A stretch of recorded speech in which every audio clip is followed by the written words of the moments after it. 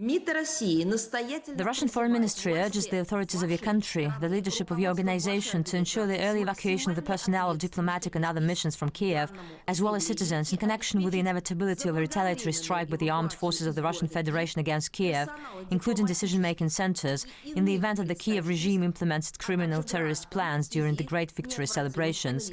We do not speak from the position of aggression, we speak from the position of an inevitable response to aggression.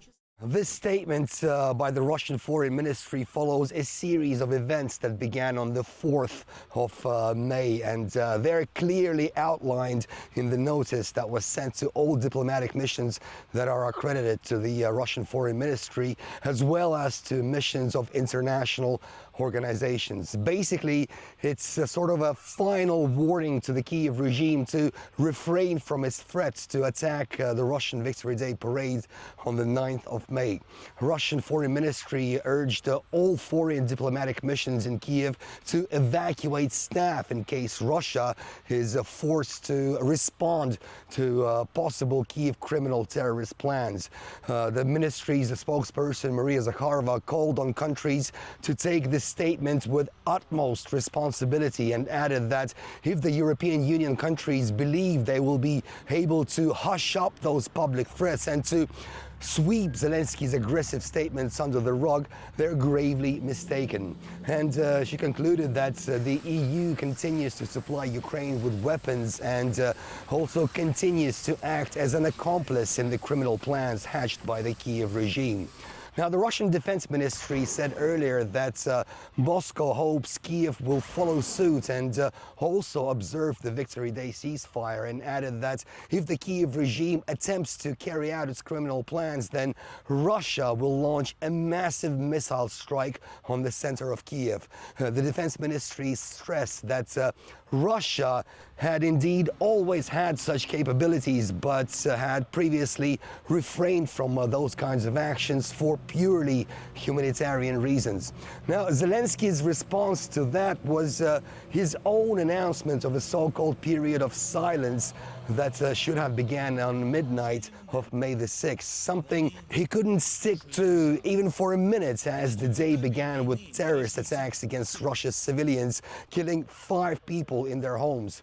A Ukrainian drone struck a 9-story apartment building in Jankoy in Russia's Crimea Republic, just as Zelensky's so-called truce was supposed to begin.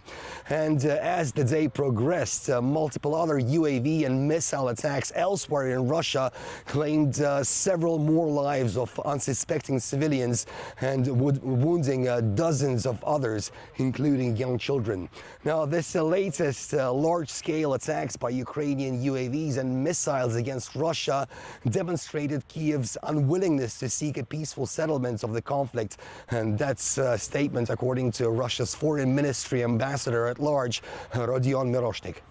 Despite the pseudo-peace rhetoric, actions speak far more clearly and accurately about Ukraine's true attitude toward achieving peace agreements and a diplomatic solution. Therefore, this is a clear challenge and a clear attempt to demonstrate its complete unwillingness to end the conflict by any peaceful means. And Ukrainian attacks against civilians continue this Thursday. 13 people, including 1 child, were wounded when Bryansk region was attacked yet again, as 2 apartment buildings and at least 40 private cars were damaged. According to the Defense Ministry, 347 UAVs were intercepted and destroyed over 21 different regions of Russia, as well as over Azov, Caspian, and Black Seas. Now, despite all that, Moscow has not rescinded its Victory Day ceasefire offer that's set to start on the 8th of May and last for 2 days.